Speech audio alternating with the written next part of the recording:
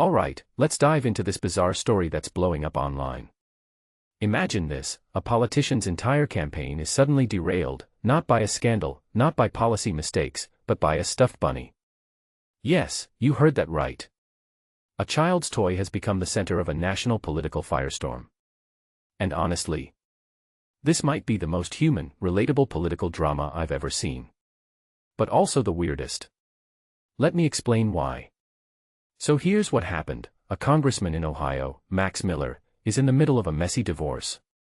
Now, most divorce drama stays private, right? Except this time, it leaked. And the detail that caught everyone's attention: his daughter's stuffed animal, nicknamed Buddy, went missing during the custody battle.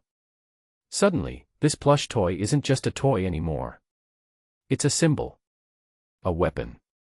A viral meme. And honestly, a mirror held up to everything wrong with how we view politics and parenthood. Let's unpack this.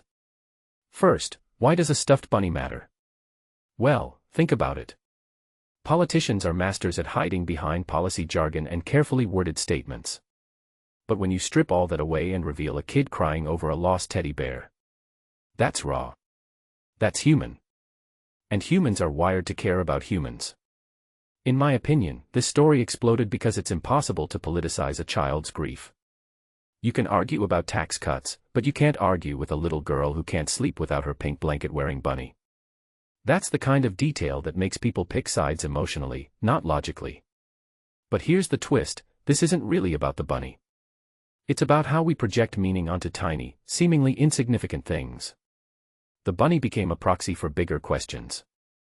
Is this politician a bad dad? Does he care more about power than his own kid?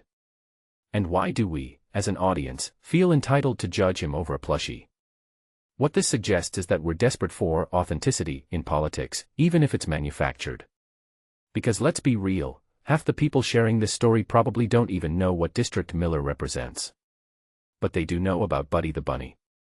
That's the power of emotional leverage in the attention economy. Now, let's get deeper.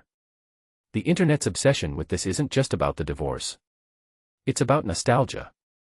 That bunny isn't just a toy, it's a universal childhood symbol. Everyone had one. That's why this story isn't just going viral in Ohio.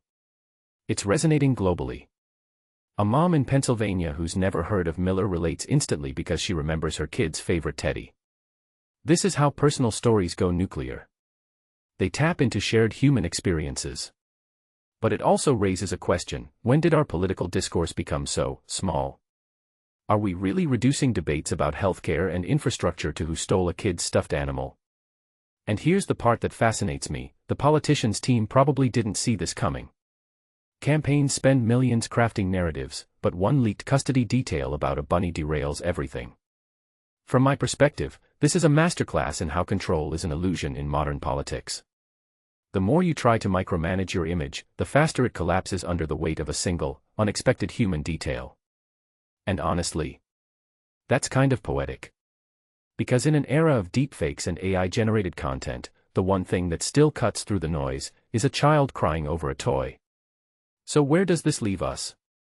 Well, next time you see a political scandal blowing up, ask yourself, is this really about policy?